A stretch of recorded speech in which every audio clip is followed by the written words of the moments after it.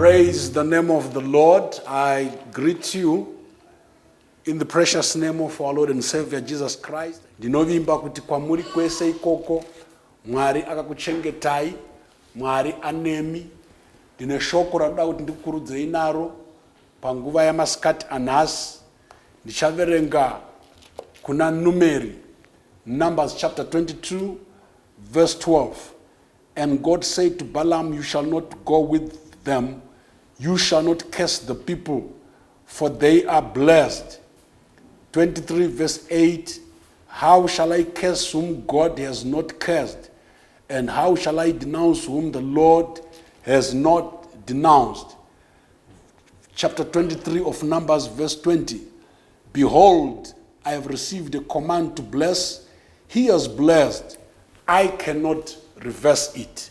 Ephesians 1 verse number 3, blessed be the God and Father of our Lord Jesus Christ, who has blessed us with every spiritual blessing in the heavenly places in Christ. Ndoda kugoverana nemi nyaya yokuti you are blessed. Wakaropafadzwa. Autukiki. Wakaropafadzwa. Auroyeki. Wakaropafadzwa. Hakuna mepo inoshanda kwauri.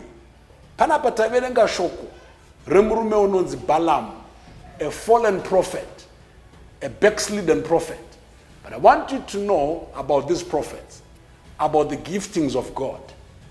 Kuporofita, kushandiswa, nekuita minana zvipo zvaMwari. A person can backslide and remain achiporofita. A person can backslide and remain ashandiswa because the gifts and the callings of God are without repentance. So this man is hired by a king, the king of the Moabites, Anonzi Balak. Unoti ndaona vanhu vari kuuya vakawanda, vanhu ava kwese kwavari kufamba vari kukunda, ndiri kuvatya, curse them for me, and I will give you silver and gold and a lot of riches and promotion. Curse them for me. Unoziva murume uyu simba rekukesa waive naro. Shoko raMwari rinoti paakatanga achitarisa vana vaIsraeri kuti aende kunovakesa, unosangana naMwari wavo. Mwari wavo unoti usatuka vanhu ava nekuti vakaropafadzwa. Semwana waMwari, rega kutya vanokuchichidzira kuti vanokutuka, rega kutya vanokuchichidzira kuti vanokutumira mhepo. Munyika yomweya ikoko Mwari unosangana navo vatsiura, ovaudza kuti uyu usamutuka nekuti hatukiki, uyu usamuroya nekuti haroyeki. Murume uyu unonzi Balaam akaita nharo nemhaka yekuti waida mari, akanga apiwa mari namambo Balak. Paanoendera mberi pachapter 23, paanovhura muromo wake kuti akese Israel, Mwari unotena case ichiva blessing.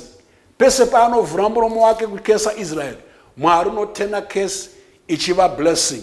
Ndo paanozopedzera achiti pa verse number 20 ya 23 Numbers, I have received a command to bless.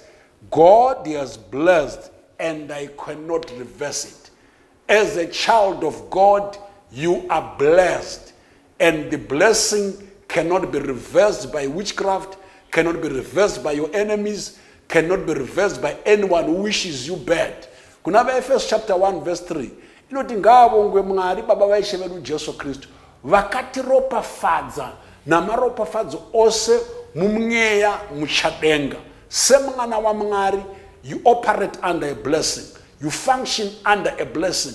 You work under a blessing. The word bless means you are supernaturally empowered to prosper. You are divinely empowered to prosper.